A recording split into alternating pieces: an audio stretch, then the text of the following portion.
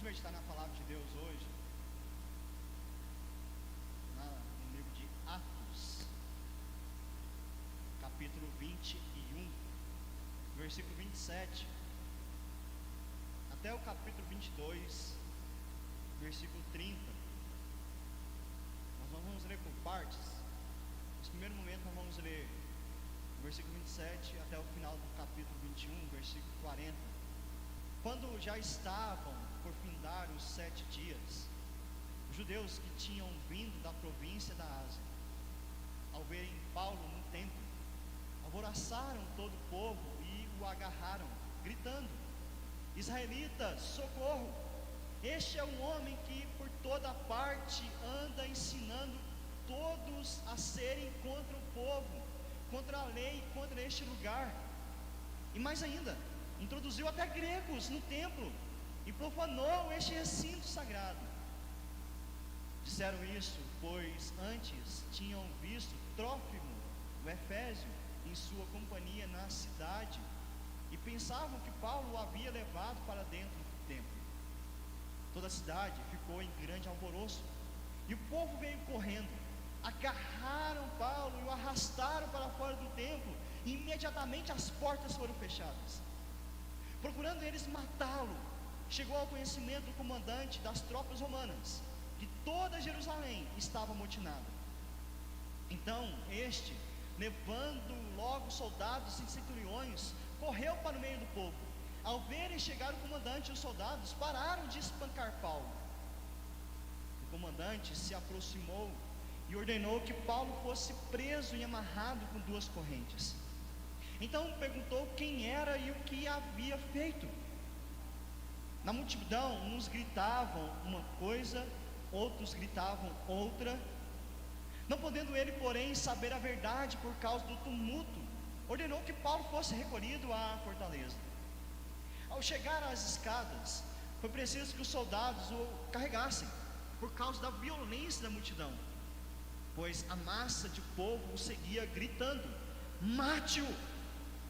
E quando Paulo ia sendo recolhido à fortaleza, disse ao comandante: seria possível dizer algo para o Senhor? O comandante respondeu: você sabe grego? Você não é por acaso aquele egípcio que algum tempo atrás começou uma revolta e levou 4.000 guerrilheiros para o deserto? Paulo respondeu: eu sou judeu, natural de Tarso, uma importante cidade da Cilícia, e peço ao Senhor que me permita falar ao povo. Obtida a permissão, Paulo, em pé na escadaria, fez com a mão um sinal ao povo. Fez grande silêncio, e ele passou, e ele falou em língua hebraica, dizendo. Até esse versículo por enquanto. Mantenha a sua Bíblia aberta, vamos continuar a leitura posteriormente.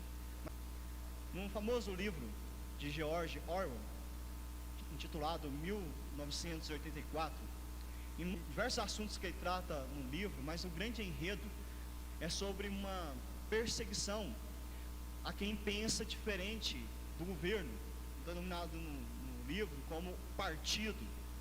Então todos aqueles que pensam diferente ou agem diferente em relação ao partido, eles são perseguidos. E há 2 direções de perseguição. A primeira direção é do engano, de falácias, de mentiras. São espalhadas mentiras, e as pessoas começam a acreditar nessas mentiras. E caso elas não acreditem nas mentiras espalhadas pelo partido, são perseguidos fisicamente, são ameaçados em sua integridade física, emocional e psicológica. Foi o que aconteceu com o protagonista desse livro, chamado Winston Smith. Vale a pena a leitura desse livro, para os irmãos terem essa noção sobre o que é ser perseguido. Mas não precisamos olhar para o livro de George Orwell. O texto aqui nos fala, Atos nos fala o tempo todo sobre perseguição. Tanto perseguição através do engano, como nós veremos nesse texto, mas também perseguição ou ameaças à integridade de uma pessoa. E a questão do livro é que a maioria logo cai na primeira, no engano. elas se deixam ser enganadas, elas deixam ser iludidas, e o engano as convence. A mentira se torna verdade. Enquanto não, com certeza na segunda pressão, na segunda perseguição, nas ameaças, as pessoas não resistem. E vai acontecer justamente isso com o protagonista. O apóstolo Paulo, ele passou por essas duas formas de perseguição. Nós veremos aqui nesse texto mais detalhes. Só para os irmãos lembrarem, Paulo havia encerrado já a sua terceira viagem missionária, chegando até a cidade de Jerusalém para prestar um relatório à igreja e também para trazer os donativos aos irmãos daquela região que enfrentavam algumas carências por conta da grande fome que havia nessa região. Mas para Paulo estar em Jerusalém, irmãos, não foi uma decisão fácil que Paulo teve que tomar em sua vida, porque havia ameaças contra a integridade de Paulo, contra a sua liberdade, contra a sua própria vida. Tal fato já tinha sido compartilhado ao coração de Paulo pelo Espírito Santo, mas também nós vimos irmãos na cidade de Tiro, na cidade de Cesareia, falando: Paulo, não vá para Jerusalém, lá é um grande perigo para você.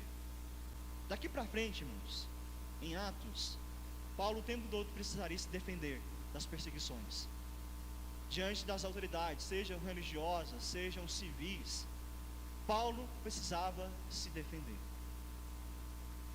Por quê? Porque Paulo é um pregador do Evangelho, e o Evangelho é incômodo ao mundo. Foi um incômodo nos dias do apóstolo Paulo. Deste modo, ele sofria inúmeras perseguições, como ele sofreria agora em Jerusalém. E vemos aqui dois tipos de perseguição que Paulo passou.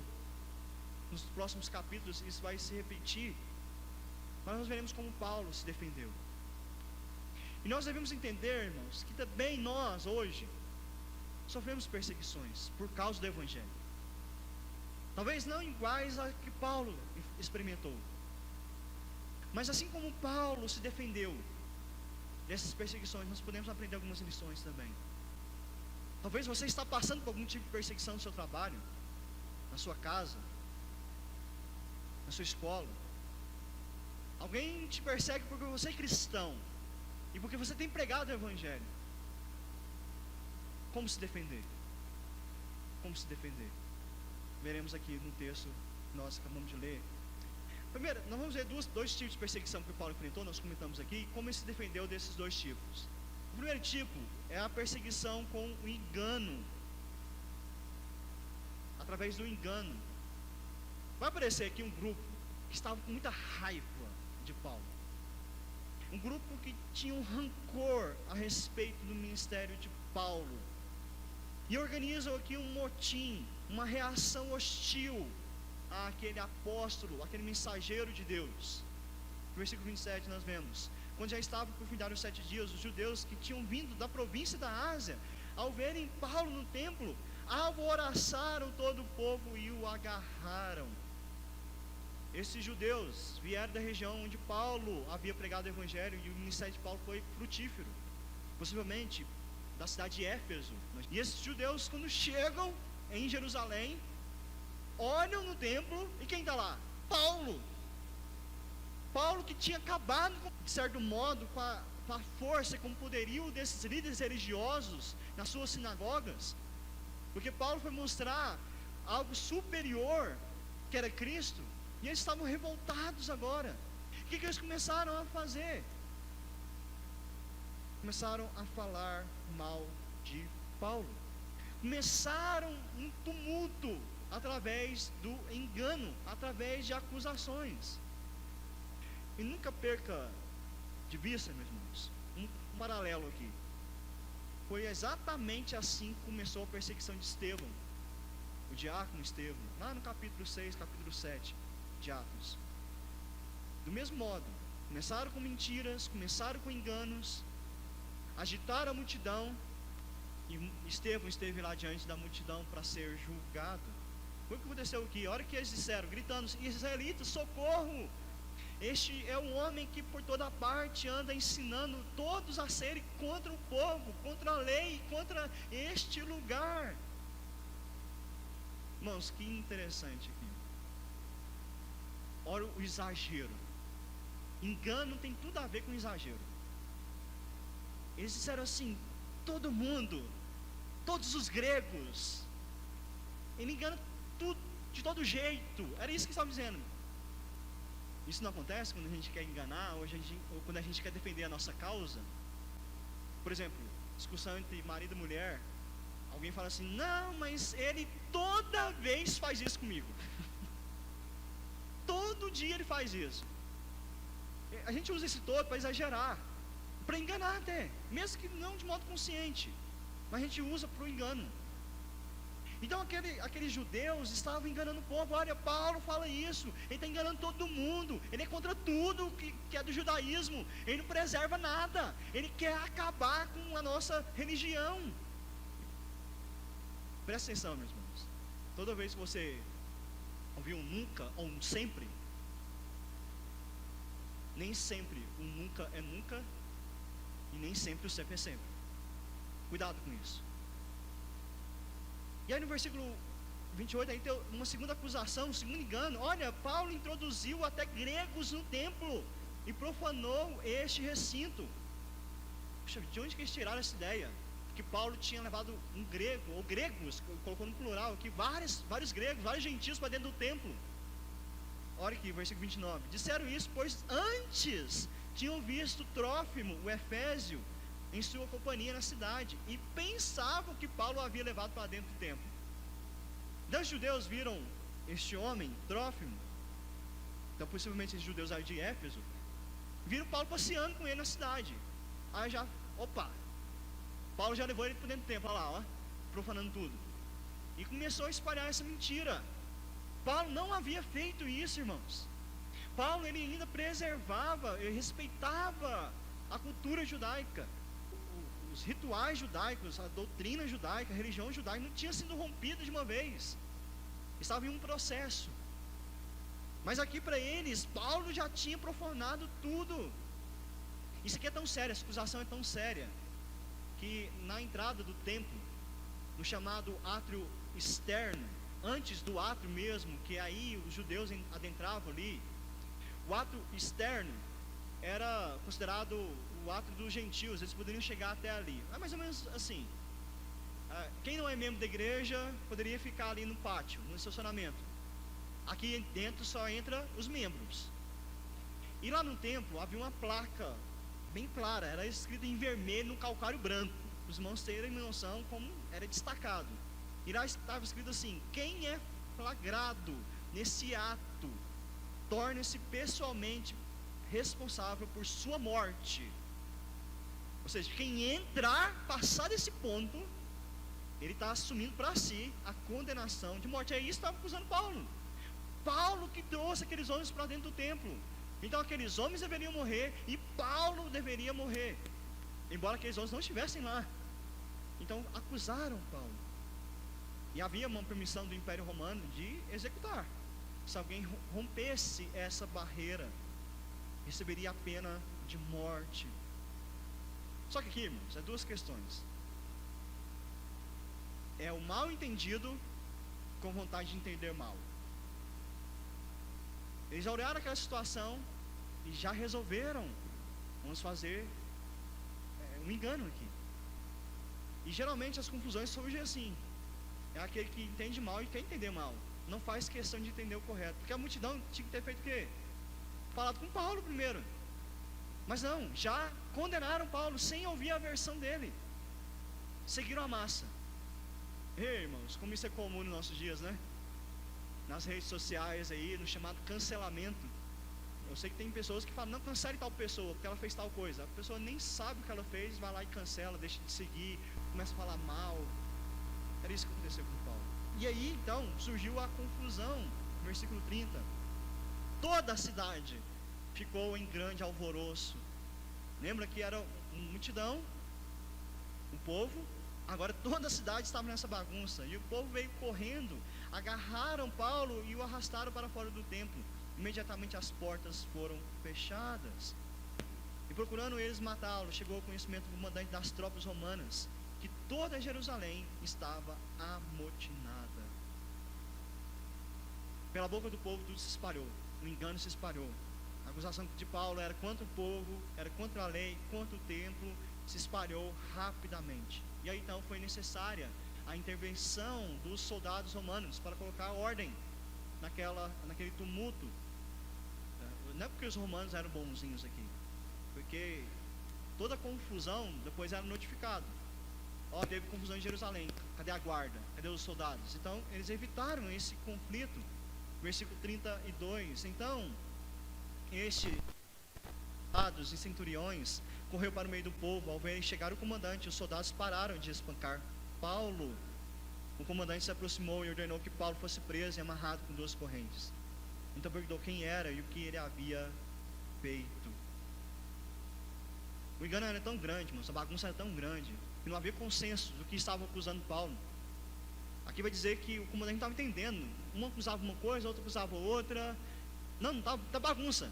Então recolhem Paulo e levam para a fortaleza em Jerusalém, a fortaleza Antônia, que foi construída justamente para esses momentos de confusão, e ela ficava próxima ao templo. Então quando houvesse uma confusão, levava-se o acusado até lá para controlar a bagunça. E fizeram isso com Paulo. E ele viu a morte diante dele. O engano era tão grande, a falácia era tão grande, começaram a ameaçar Paulo de morte. Mate-o!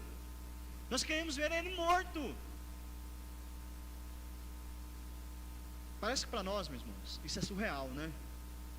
Alguém ser ameaçado de morte por causa de pregar o Evangelho.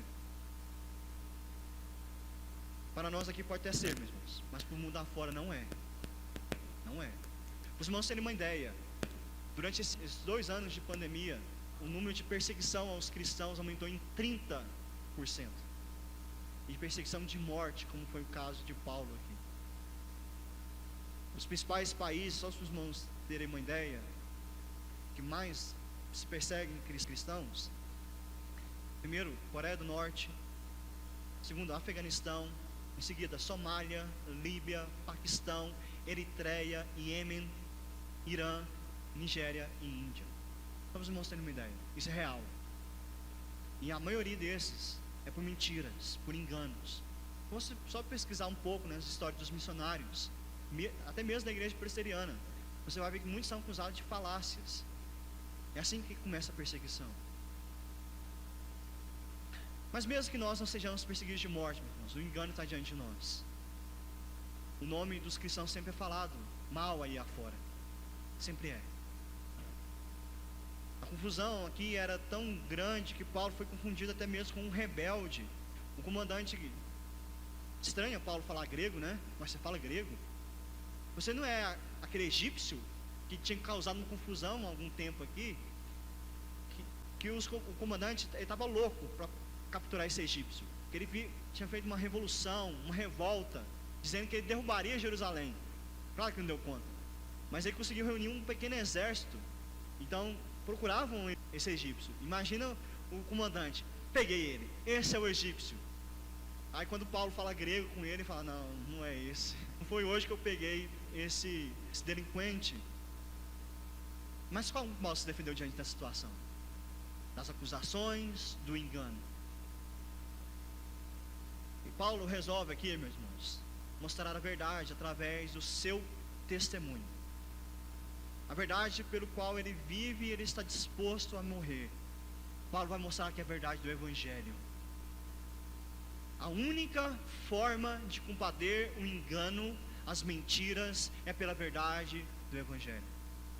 A única forma de fugirmos de perseguições é a pregação do Evangelho. Mas pastor, Paulo foi preso justamente por causa do Evangelho. Tudo bem, ele continuaria preso por causa disso. Mas esse é o caminho, irmãos. Se nós somos perseguidos por causa do Evangelho, aí sim nós temos que falar do Evangelho, porque é o momento para testemunharmos o Evangelho. Foi isso que Paulo fez. Como Paulo se defendeu? Se defende com testemunho do Evangelho em sua vida. Versículo 39 diz assim: Paulo respondeu: eu sou judeu, natural de Tarso, uma importante cidade da Cilícia, e peço ao Senhor que me permita falar ao povo. A partir da permissão, Paulo em pé, na escadaria, já todo arrebentado, né? Já espancado. Ele se preocupa com o povo. E ele faz o sinal, e o povo fica em silêncio. E agora ele começa a falar na língua do povo, falar em hebraico, dizendo, capítulo 22. Paulo aqui, irmãos, só dá a ideia do que eu vou falar. Eu não vou fazer uma exposição de ideias, ele não vai apreciar as questões que foram levantadas, ele não vai falar sobre problemas, ele não vai demonstrar teses, ele vai dar o testemunho pessoal dele, da ação de Deus na vida dele. Paulo vai contar a história da sua vida, principalmente nos últimos 25 anos que ele caminhou com o Evangelho. Então Paulo vai falar primeiro da sua situação como judeu, capítulo 22, versículo 1. Irmãos e pais, escutem agora o que eu tenho a dizer em minha defesa. Mais um paralelo com Estevão. Estevão começou o discurso dele de defesa do mesmo jeito, com as mesmas palavras. Versículo 2: quando ouviram que Paulo lhes falava em língua hebraica, fizeram mais silêncio ainda. E Paulo continuou: eu sou judeu, nasci em Tárcio da Cilícia, mas fui criado nessa cidade, e aqui fui instruído aos pés de Gamaliel, segundo o rigor da lei de nossos antepassados, sendo zeloso para com Deus, assim como todos vocês o são no dia de hoje. Persegui esse caminho até a morte, prendendo homens e mulheres e lançando-os na cadeia. Disto são testemunhas o sumo sacerdote e todos os anciãos. Deles eu recebi cartas para os irmãos judeus de Damasco, e fui até lá para trazer amarrados a Jerusalém os que também lá estivessem, para serem punidos. Paulo ele apresenta aqui, irmãos, as suas credenciais como judeu legítimo, zeloso, alguém que se preocupava com a lei, alguém que se preocupava com o templo. Ninguém era igual a Paulo, era o melhor judeu, ele era referência, e ele, os líderes de Jerusalém sabem disso, sabem que nunca eu como judeu dei alguma coisa para se falar mal de mim. Paulo era tão zeloso que ele fazia exatamente o que os judeus estavam fazendo com ele agora, perseguindo aqueles que falavam do Evangelho, falavam de Cristo. Mas Paulo vai contar que ele teve uma transformação em sua vida. Versículo 6, ele vai mostrar Paulo agora como cristão. Ora, aconteceu que enquanto eu viajava, já perto de Damasco, quase a meio-dia, repentinamente uma grande luz do céu brilhou ao redor de mim. Então caí por terra, ouvindo uma voz que me dizia: Saulo, Saulo, por que você me persegue? Perguntei: Senhor, quem é você? Ao que me respondeu: eu sou Jesus, o Nazareno, a quem você persegue. Os que estavam comigo viram a luz, sem contudo perceber o sentido da voz de quem falava comigo. Então perguntei: Senhor, o que eu devo fazer? E o Senhor me disse: levante-se, entre em Damasco, onde lhe dirão tudo o que você precisa fazer. Tendo ficado cego por causa da intensidade daquela luz, guiado pela mão dos que estavam comigo, cheguei a Damasco. Um homem chamado Ananias, piedoso conforme a lei, tendo bom testemunho de todos os judeus que ali moravam, veio procurar-me e, chegando perto de mim, disse: irmão Saulo, recupere a visão. Nessa mesma hora recuperei a visão e olhei para ele. Então ele disse: o Deus de nossos pais escolheu você de antemão para conhecer a vontade dele, ver o justo e ouvir a voz dele, porque você terá de ser testemunha dele diante de todos, anunciando as coisas que você tem visto e ouvido. E agora, o que está esperando? Levante-se, receba o batismo e lave os seus pecados, invocando o nome dele. Paulo ele conta aqui a sua história de conversão. E perceba, irmãos, que durante o seu testemunho de conversão, ele não menosprezou os judeus. Ele não falou: aqui tudo que nós tínhamos era ruim, não prestava, pode ser descartado. Em momento algum ele fala isso. Ele fala da transformação que ele teve do seu coração. Os seus olhos foram abertos a respeito da vontade de Deus. Por isso que Paulo coloca aqui que a sua conversão foi totalmente um ato de Deus, o Deus de seus pais, o Deus de Abraão, de Isaac, de Jacó, o Deus daqueles judeus. E ele diz: Deus me transformou, Deus mudou a minha vida. Eu que era um perseguidor, agora não mais persigo a Cristo. O que Paulo estava mostrando para aqueles judeus, meus irmãos, através do seu testemunho, que o cristianismo na verdade era o florescimento do judaísmo, que em Cristo o judaísmo agora tinha todo o sentido, porque outrora ele também via o cristianismo como uma ameaça ao judaísmo, mas agora ele teve um encontro com Jesus Cristo ressurreto, e Paulo pôde ver as verdades de Deus, a verdade do Evangelho. E observe também que esse testemunho não é só algo de si mesmo. Olha como eu me tornei bom, olha como eu me tornei superior, olha como eu melhorei de vida. Paulo não usa esse tipo de testemunho para falar de alguma coisa a respeito de si mesmo. Ele usa o testemunho para falar da glória de Deus sobre a sua vida, como Deus o transformou. Ele menciona aqui Ananias, que era um judeu respeitado, para mostrar que Ananias também tinha entendido a graça do Evangelho, ele tinha entendido a vontade de Deus. Não era uma invenção de Paulo, não era uma loucura de Paulo, não era uma mentira de Paulo, era a verdade. E Ananias testemunha quem era Jesus para Paulo. Ananias testemunha para Paulo que Jesus era o Messias prometido aos judeus, porque ele chama aqui Jesus de o justo. Percebe que ele não menciona o nome de Jesus, mas chama ele de o justo. Via a profecia desse justo, Isaías 53, e o justo virá. Então Ananias está testemunhando para Paulo: Paulo, Jesus é o Messias, Ele é a verdade, Ele é o servo sofredor que havia sido prometido ao povo de Israel, aos judeus. Paulo então ele testemunha que Jesus não é inimigo dos judeus, mas é a esperança deles. Aquele que Paulo esperava, ele encontrou. Aquele que Ananias esperava, ele encontrou. Aquele que vocês judeus esperam, não, ele está aqui, é Jesus. Então o grande testemunho de Paulo é apontar para Cristo. Paulo não estava ali, meus irmãos, para se defender. Ele estava ali para defender o Evangelho, defender Cristo.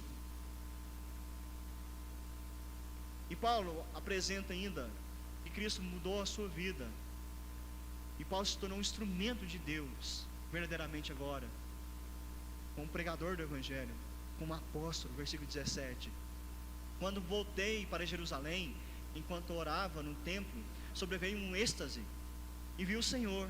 Ele me disse: ande logo e saia imediatamente de Jerusalém, porque não aceitarão seu testemunho a meu respeito.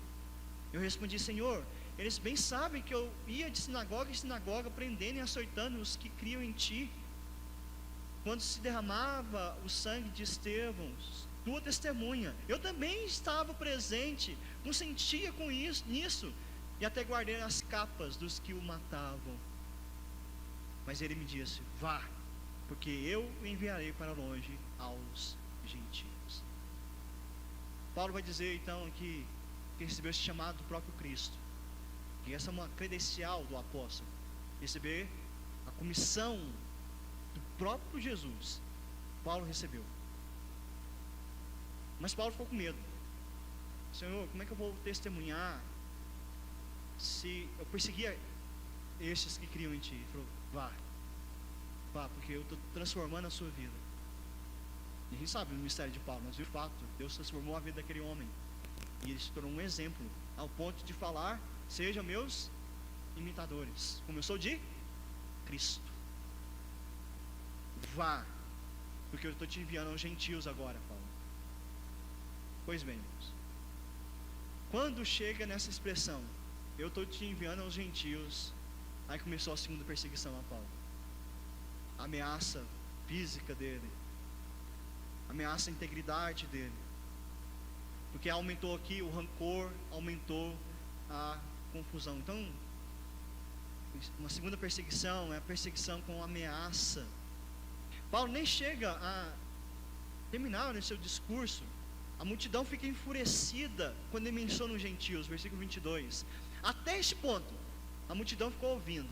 Talvez a multidão ficou lá, nossa, bonito isso, né? Mas quando Paulo falou os gentios, esqueceram tudo. Aí não.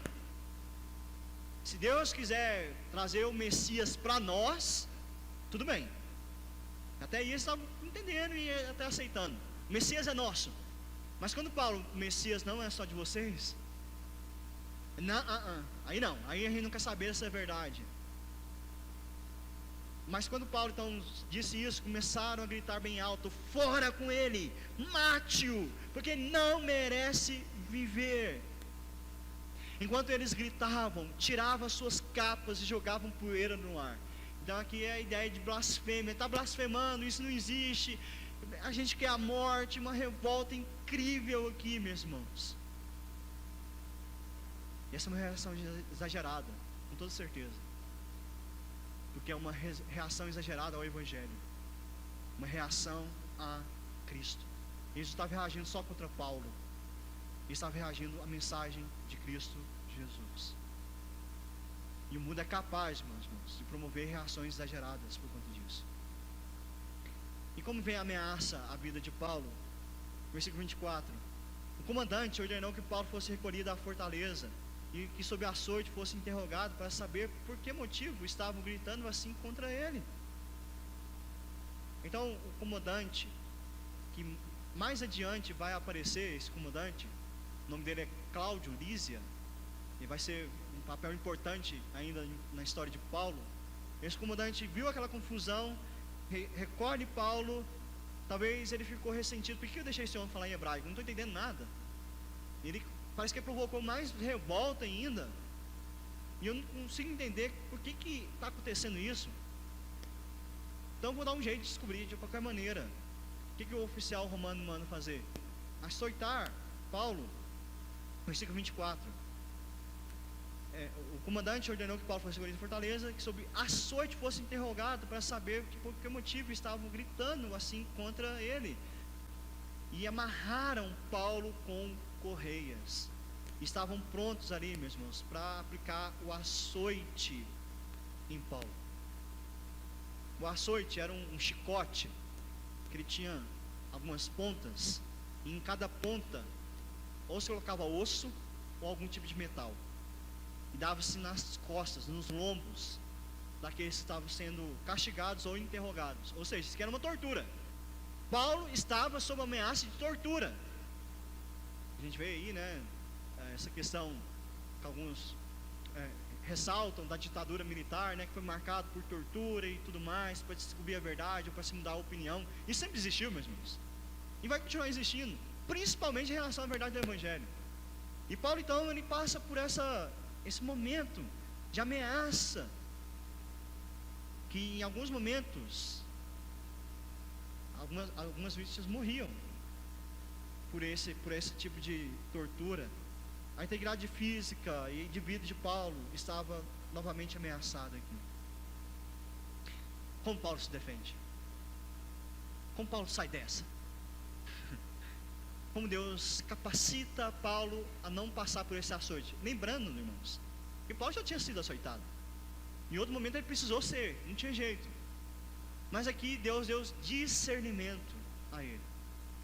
Isso é importante também em meio à perseguição.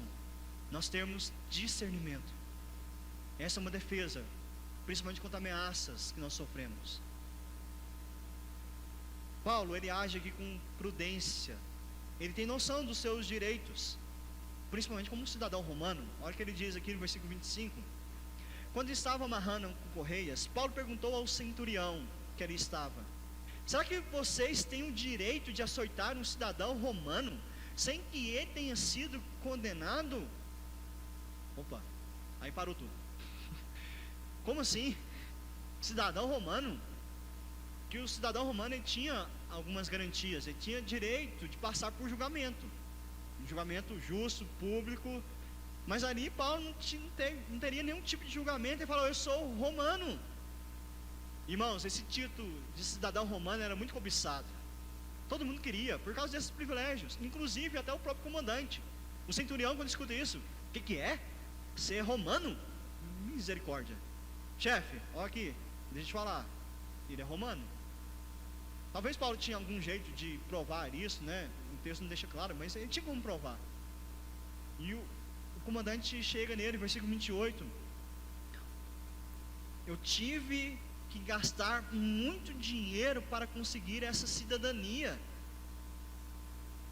Porque havia algumas maneiras de se conquistar a cidadania romana.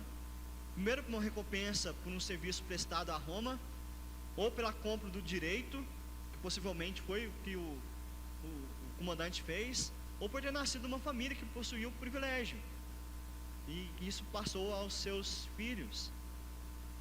E Paulo foi esse motivo. Olha o que é dito aqui, no versículo 28. Olha o que Paulo respondeu: pois eu tenho de nascença. A família dele tinha esse direito de cidadania romana, talvez por algum benefício, por algum até mesmo compra anterior, mas Paulo já nasceu assim. Veja como são os caminhos de Deus, né, irmãos? São perfeitos. Como Paulo nasceu em uma família de cidadania romana foi importante para ele agora. Talvez ele nunca pensava que ele ia utilizar isso, porque ele era um exemplo de homem. Jamais seria castigado, jamais seria açoitado como um líder judeu. Agora está naquela situação. E ter nascido no lar romano, para ele foi um benefício. Interessante que não foi nada planejado por Paulo.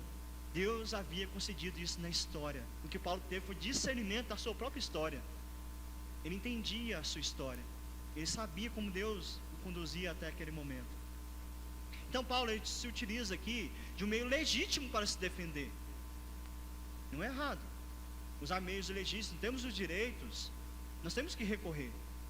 Por exemplo, na época da pandemia, no auge, né, começou aquela polêmica de que a igreja não pode fechar, que templos não podem ficar fechados, porque é um direito nós como cidadãos brasileiros de preservar com a liberdade de culto. E se em algum momento o governo ameaçar, nós temos que reivindicar direito nosso. Nós estamos usando um benefício que nós temos. E Paulo fez isso. Ele agiu com discernimento. Ele não se desesperou. Isso é discernimento, é você não se desesperar quando você é ameaçado. Conta-se uma história de uma jovem escocesa que durante os dias da perseguição naquele país aos cristãos protestantes, ela se dirigiu no domingo para o lugar de culto, e no meio do caminho ela encontrou um grupo de perseguidores de cristãos, e perguntaram para ela: para onde você está indo? Para onde você vai? Aonde você pensa que vai? Naquele momento ela se recordou na promessa de Cristo que o Espírito Santo daria discernimento para usar as palavras corretas. Ela não queria mentir, ela queria ser justa, direita. E repetidamente palavras vieram aos seus lábios.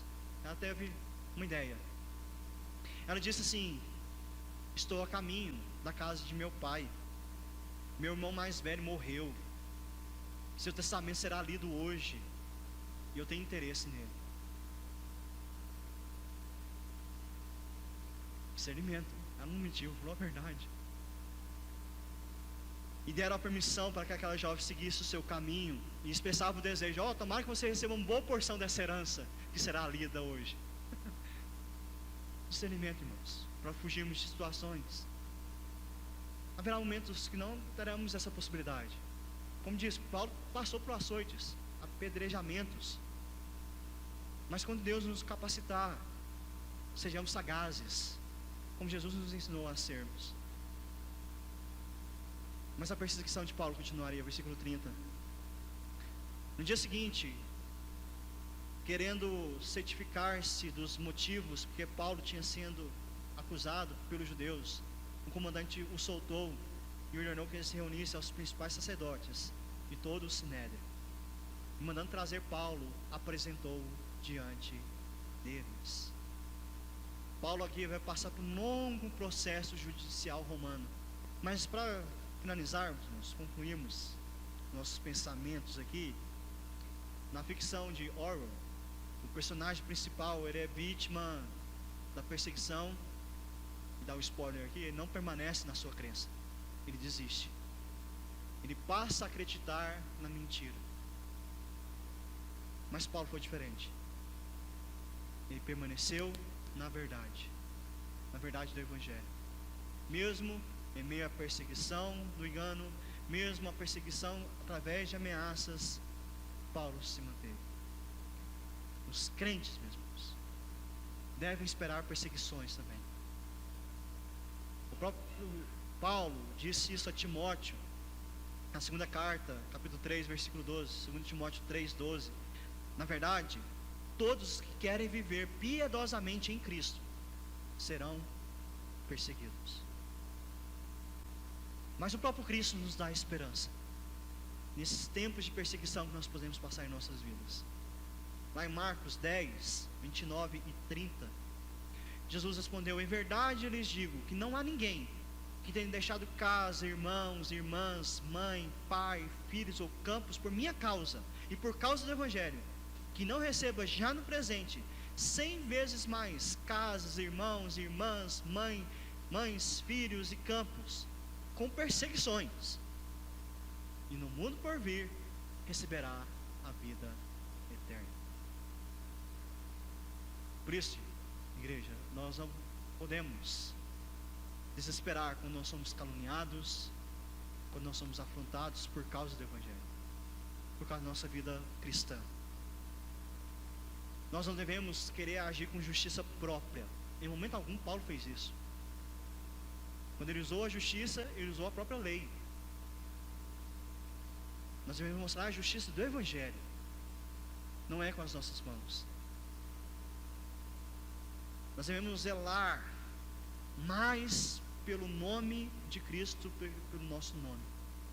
Porque quando você se preocupa com o seu nome acima do nome de Cristo, você não vai resistir às perseguições. Você não vai resistir. Até porque Cristo está acima de nós. O nome que está acima de todo nome. As afrontas que nós recebemos, meus irmãos, elas terminam na cruz do nosso Redentor. As perseguições que nós sofremos e sofreremos, elas terminam na cruz de Cristo. E é importante aqui nesse texto observarmos o paralelo entre a jornada de Paulo a Jerusalém e a jornada de Cristo. E agora a perseguição que os dois sofreram em Jerusalém. Paulo, ele foi vítima de um engano, de acusações falsas. É o que Cristo sofreu também em Jerusalém. Acusaram Jesus de algo que ele não fez. Ele estava em Jerusalém, assim como Paulo, para o benefício daquele povo. Mas ele veio para os seus não o receberam. Jesus também enfrentou a confusão com a multidão que desejava a morte, a sua morte. Assim como gritaram para Paulo: mate-o, gritaram para Cristo: solte Barrabás e crucifique esse Jesus. E assim como Paulo passou pela ameaça dos açoites, Cristo recebeu os açoites daquela guarda real. Cristo sofreu. Então, irmãos, não tem sofrimento nenhum que os discípulos de Jesus passem que Cristo já não experimentou. Paulo poderia passar muito bem por aquelas situações, porque o Senhor dele já tinha passado. Nós também podemos passar por diversas situações e saber que Cristo Jesus já passou por nós e venceu. Ele venceu a morte. Que a maior ameaça que nós podemos receber em nossa vida é a ameaça de morte, e Cristo já venceu isso por nós. Quero finalizar com algumas aplicações.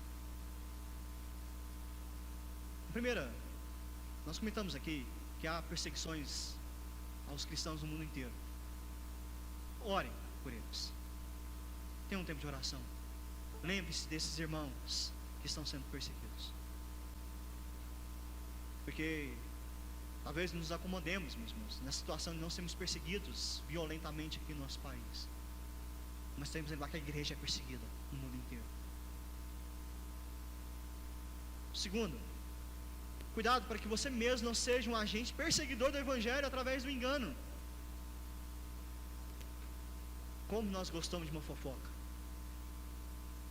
E sabe quando você fofoca a respeito de um irmão, ou fala mal de um irmão, sem saber se aquilo é totalmente certeza, e mesmo se for certeza, não convém falar, mas geralmente a fofoca é coisa falsa, ou meias verdades, você está contribuindo contra o Evangelho.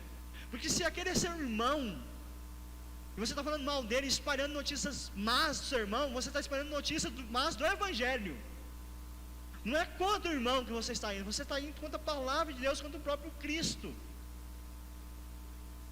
Então não seja alguém que espalhe boatos sem saber a verdade. Zele pelo seu nome e pelo nome do seu irmão. Zele pelo nome dos dois, zele pelo nome da igreja. Cuide disso, irmãos. E terceira e final aplicação, aproveite as oportunidades para falar sobre Jesus. Com sabedoria, mostre como Cristo mudou a sua vida. Mostre quem você era, como você se achava bom, e como você percebeu que você não era bom, e como Cristo mudou, porque você viu que Ele é bom. Com amor, mostre o perigo da vida de pecado que as pessoas estão levando. Se você tem um amigo, um parente, familiar, olha, não vai por aí, esse caminho é perigoso, esse caminho não vai te levar a lugar nenhum, você precisa de um caminho melhor, tem um caminho muito mais agradável, tem um caminho de vida que é Cristo. Com discernimento, fale da necessidade que todos têm de Cristo. Nós cantamos aqui, todos necessitam, todos, irmãos, de um amor perfeito, de perdão, de compaixão, e isso só encontramos em Cristo. Então tenha discernimento, aproveite as oportunidades para falar do Evangelho, para falar de Jesus Cristo, mesmo que isso vá gerar perseguição em sua vida, mas não perca a oportunidade. Paulo sabia que não ia resolver nada aquele discurso dele, no sentido da sua integridade, mas ele aproveitou e não abandonou a oportunidade. Oremos. Pai Celeste, obrigado, porque o Senhor deixou registrada a história do teu servo Paulo, que era homem como nós, um homem passivo de erros, um homem que poderia fazer coisas boas, mas era um homem que precisava do Senhor, que precisava de transformação de vida, e ele teve essa transformação ao encontrar-se com Cristo Jesus. Essa transformação nós passamos também, Deus. Obrigado por isso. Mas se tem alguém aqui que não teve esse encontro com Cristo, como Paulo teve, como muitos de nós já teve também, Deus, de enxergar a luz da vida, enxergar o caminho, enxergar o justo de Deus, que possa enxergar hoje, Deus, a necessidade que tem de Cristo Jesus. E uma vez que nós enxergamos Cristo, Deus, com valor, sem temor, nós estamos prontos, dispostos por Ele sofrer. Nós estamos dispostos a passar por perseguições. Mas ao passar por elas, Deus, sabemos que o Senhor também pode nos conceder livramentos. Nos livre pela oportunidade de falarmos do testemunho a respeito da salvação. Nos livre através do discernimento e sabedoria que o Senhor nos dá. Mas sobretudo, que o teu nome seja exaltado, que o teu nome seja anunciado, que a sua salvação chegue a todos os povos, através de nossas vidas. Continue a nos ensinar, Deus, através dos atos dos apóstolos, que foram movidos pelo teu Santo Espírito, o mesmo Espírito que nos move hoje, Deus, a vivermos conforme o teu querer. Em nome de Cristo Jesus, o justo, é que nós oramos. Amém. Fiquem na paz e até mais.